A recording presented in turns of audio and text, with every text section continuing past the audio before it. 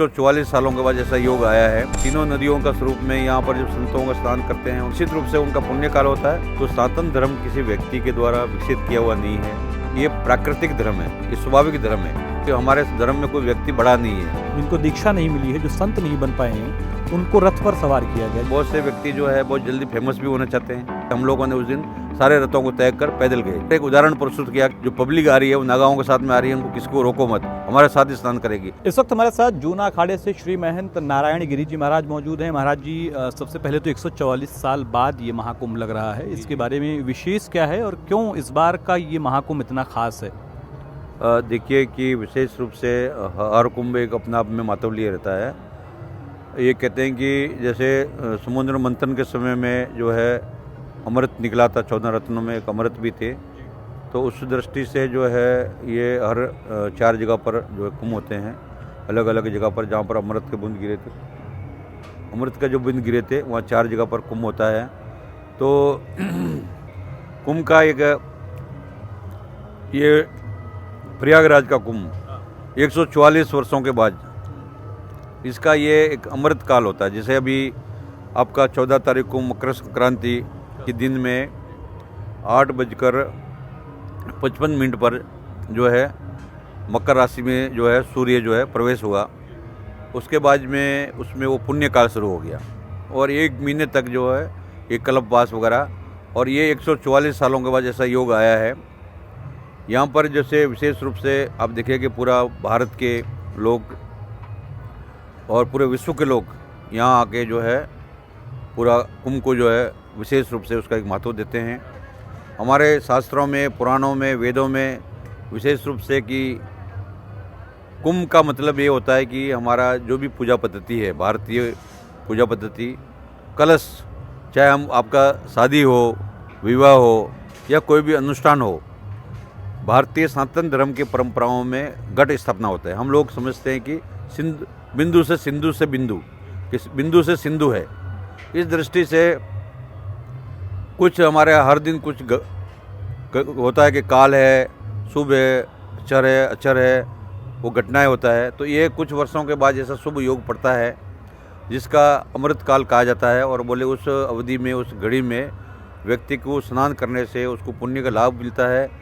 जैसे यहाँ पर कई गुप्त रूप से करोड़ों अरबों साधु संत यहाँ पर निवास करते हैं, वो सब गंगा में, जमुना में, सरस्वती में यहाँ पर स्नान करते हैं। देखिए कि अब तो गुप्त जो है, सरस्वती भी गुप्त नहीं हुआ, किले में प्रकट हो गया। मोदी जी 13 दिसंबर को इधर आके उन्होंने उसका उद्घाटन किया। मैं भी कई बार जल पी के आया।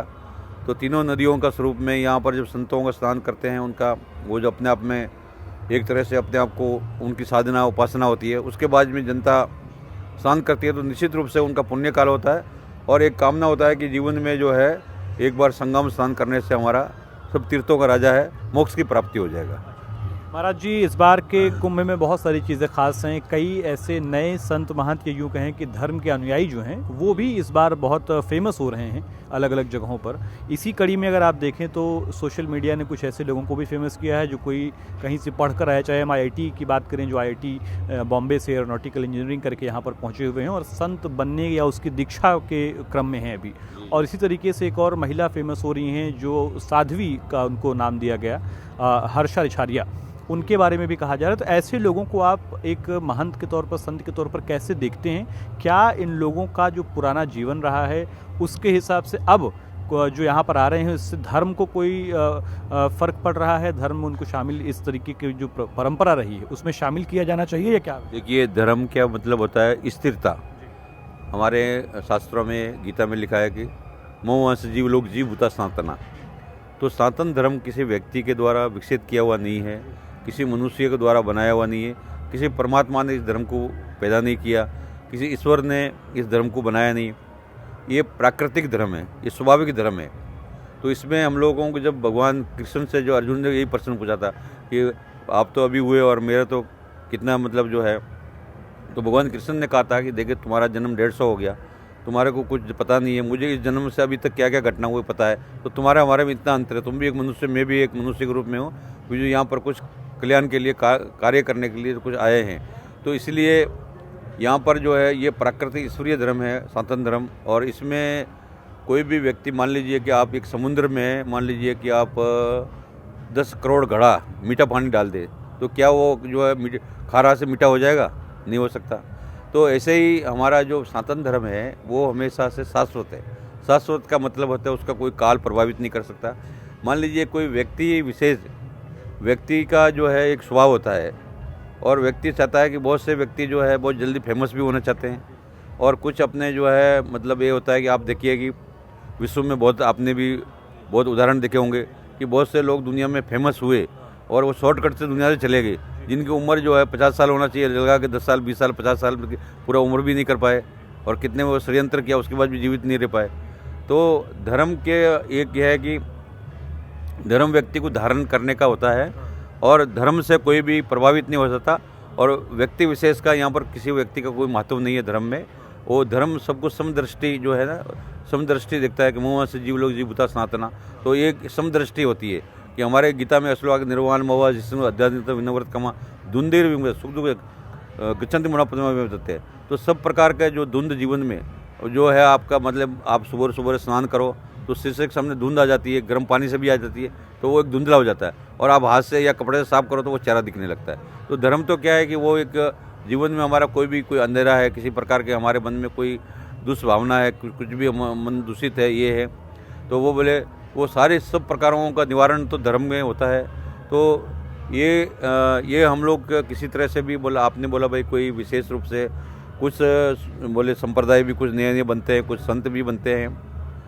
हर व्यक्ति का एक भावना होती है, श्रद्धा होती है। कुछ ऐसा होता है कि व्यक्ति के परिवर्तन मन कब होता है उसका कुछ पता नहीं होता है। अब मान लीजिए आप कहीं जा रहे हैं, रास्ते में कुछ ऐसा देखते हैं, आप कोई झाड़ू लगाने वाला है, मान लीजिए कोई सफाई कर्मचारी है, वो कुछ भी कोई ज्ञान का बात ऐसा कुछ बोल देता है जो आपके मन को भी छू लेती है।